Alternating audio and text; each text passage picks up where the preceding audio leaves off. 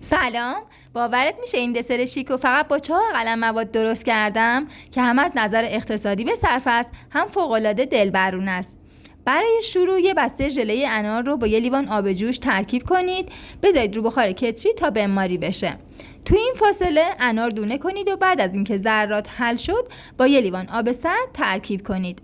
همین ژله رو به 2 قسمت مساوی تقسیم کنید. 2 ملعقه از مواد رو تو قالب مناسب میریزم، میذارم یخچال تا نیم بند بشه. بعد انار رو روش میریزم و کاملا پخش میکنم. ما بقیه ژله رو هم روش میریزم تا کاملا ببنده.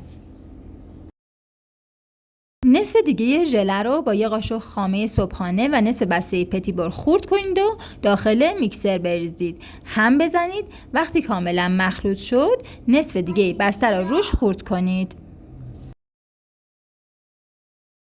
بعد مواد رو بریزین رو ژله انار که کاملا بسته شده. بذارید یخچال تا خودشو ببنده. بعد از اینکه کاملا سفت شد 10 ثانیه داخل آب گرم بگذارید و با چاقو دور برید کنید و به آرومی داخل ظرف برگردونید.